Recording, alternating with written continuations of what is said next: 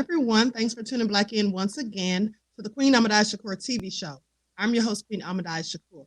So as you're coming in, please feel free to go ahead and subscribe to the channel if you haven't done so already.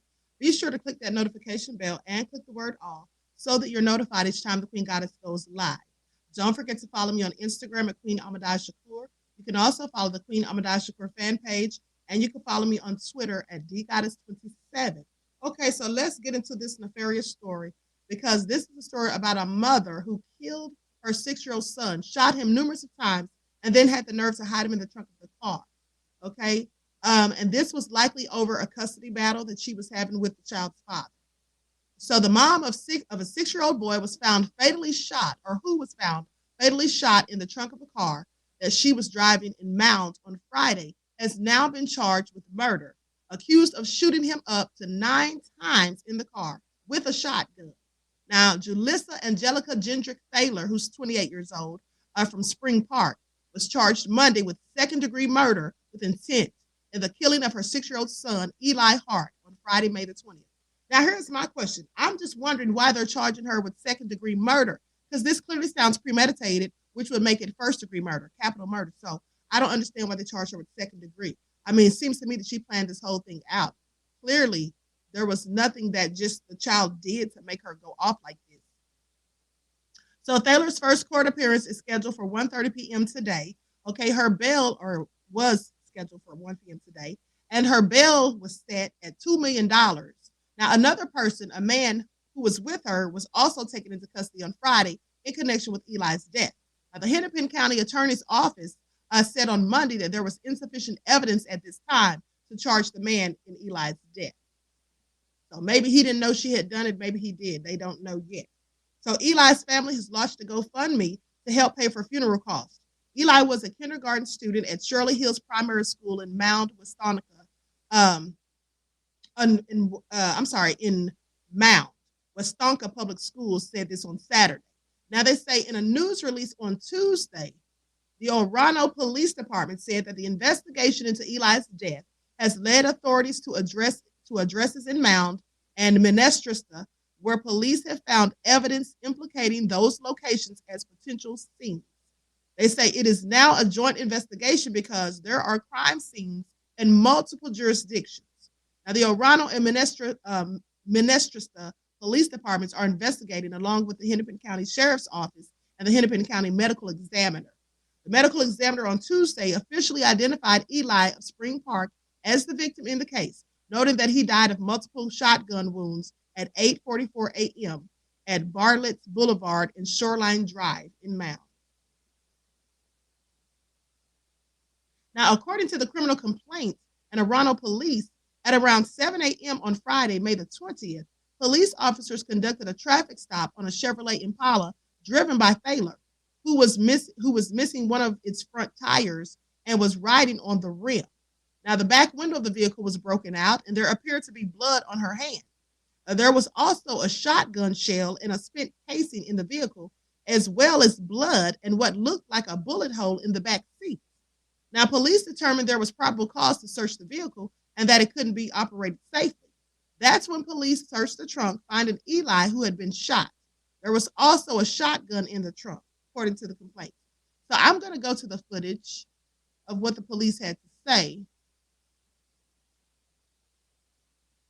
and then what some of the friends and family had to say as well. Everyone, please get the likes up. Please like and share. Subscribe to the channel if you haven't done so and you enjoy the commentary. Don't forget to follow me on Instagram at Queen Ahmadiyyah Shakur.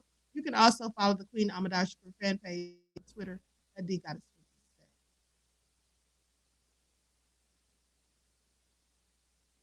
So this morning at about 7:09 a.m., officers received a call from an individual stating that a car was driving on a rim with a shattered out back or smashed out back window.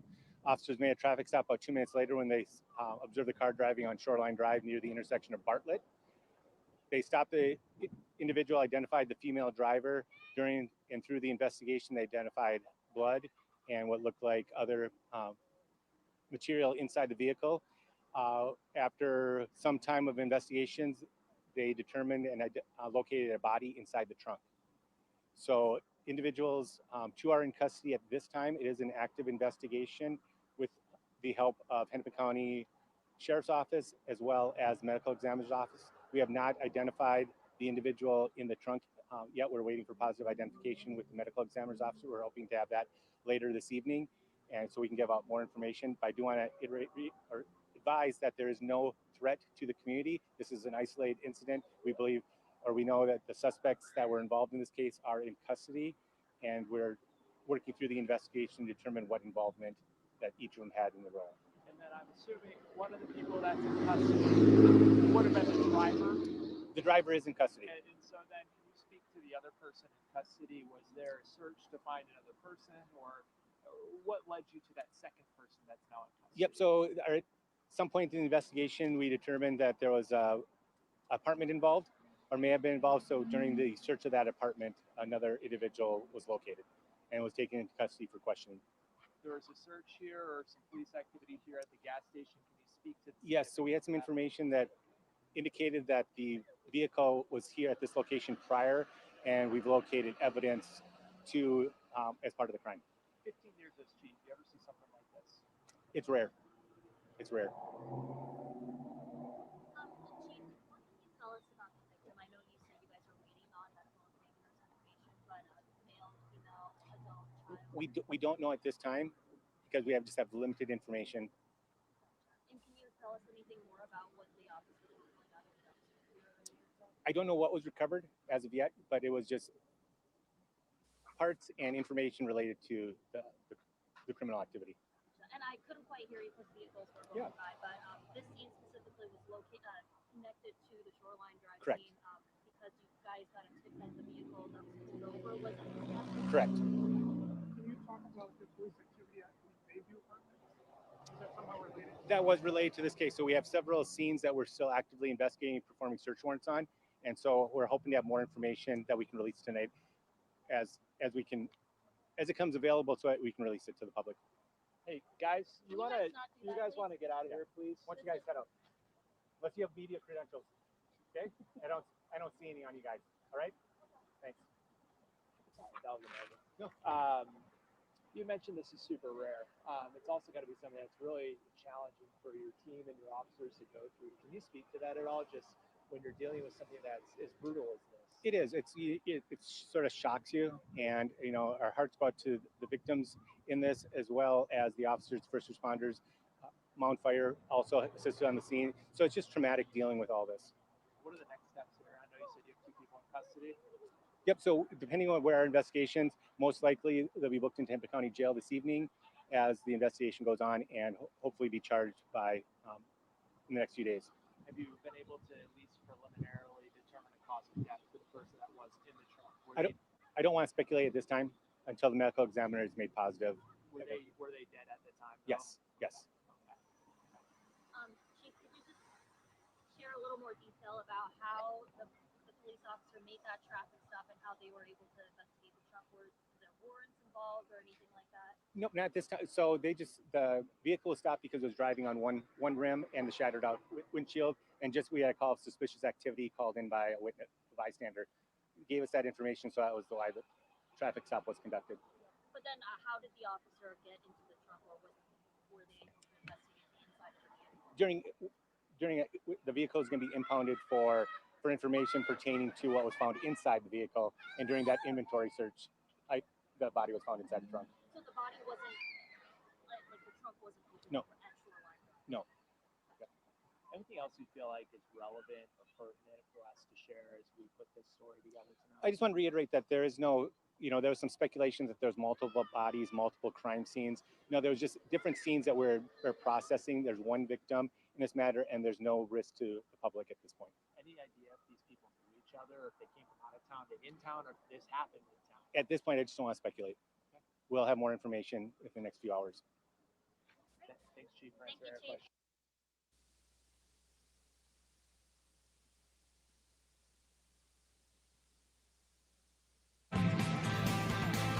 Good evening. Murder charges now filed in the tragic death of a 6-year-old boy. Hi, everyone. I'm Randy Meyer. And I'm Amy Hakur. That young boy who was found dead in the trunk of a car near Orono on Friday.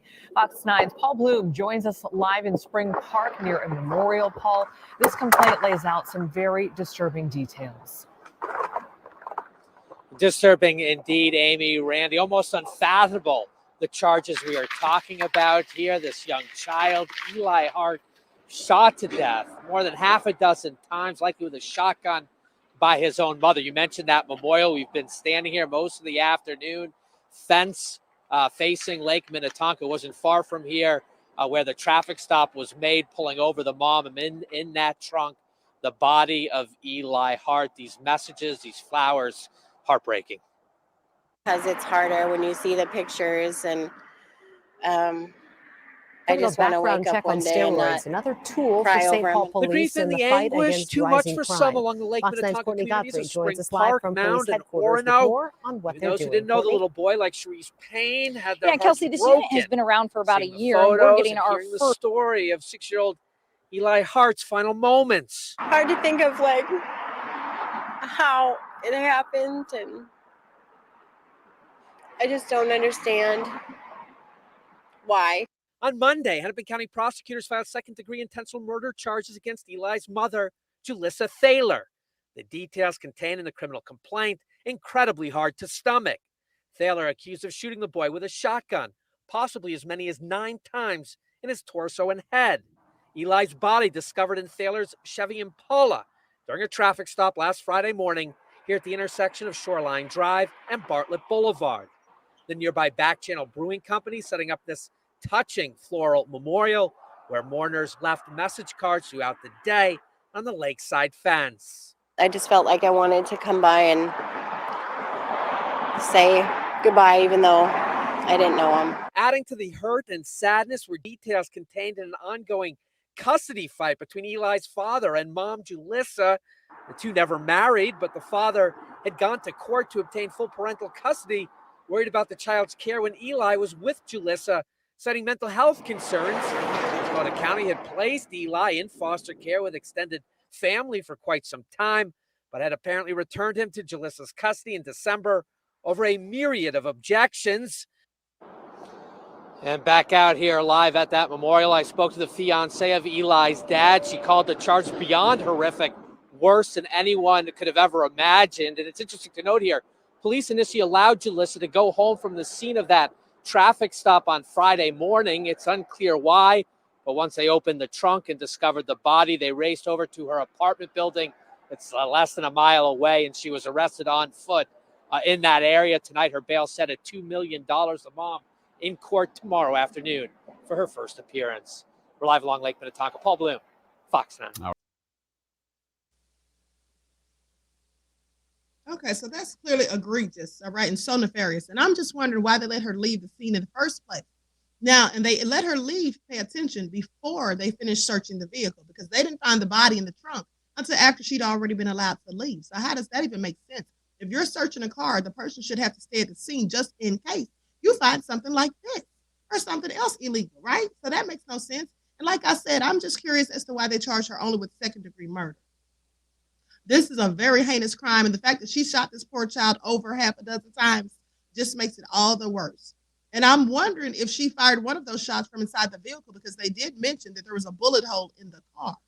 Okay? And so this is also crazy, and I think she was probably being vindictive because she was absolutely enthralled in a custody battle with the child's father. The state failed this child because the father already voiced his concerns about her mental health and the fact that he didn't feel like the child was safe in her care.